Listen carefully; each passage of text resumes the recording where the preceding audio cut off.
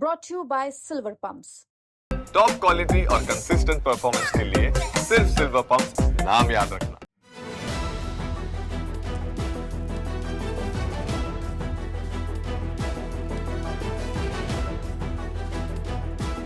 Employment और आज तक क्यों नहीं मिली थी नौकरी?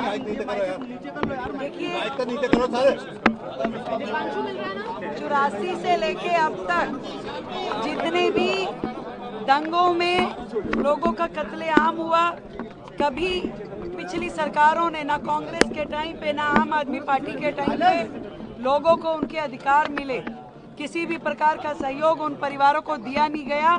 ये माननीय प्रधानमंत्री नरेंद्र मोदी जी के कारण से पहले भी हमारे इन सिख परिवारों को सहायता राशि दी गई, जब उन्होंने 5-5 लाख रुपए इन परिवारों को दिए थे।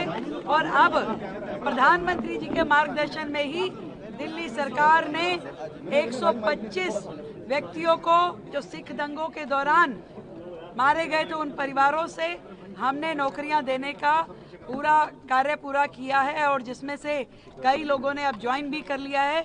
हम ये चाहते हैं कि देश में अन्याय जिनके साथ हुआ है, 84 के दंगों के हमारे सिख भाइयों के साथ न्याय होना चाहिए। उनके साथ सरकार खड़ी है, कंधे से कंधा मिला के खड़ी है, और उनके न्याय के लिए जितनी भी नौकरियां उनको दी जानी है सरकार उनको जरूर देगी, एक एक कार्य को पूरा करेगी। देखिए, ये सब लोग 1984 के सिख कत्लेआम के पीड़ित परिवार हैं जिनको आज नौकरियां दी गई हैं। ऐसे 600 से ज़्यादा परिवार हैं जिनको नौकरियां मिलनी हैं। 125 के आसपास परिवार हैं जो वेरीफाई हो चुके हैं। उनमें से आज 19 परिवारों को नौकरी ज्वाइन कराई गई है। माननीय रेखा गुप्ता जी ने आकर जो देश के प्रधानमंत्री नरेंद्र मोदी जी ने वादा किया था 1984 के पीड़ितों के साथ, कांग्रेस ने जो कत्लेआम कराया, फिर इनको इंसाफ नहीं लेने दिया, फिर नौकरियां भी नहीं लेने दी।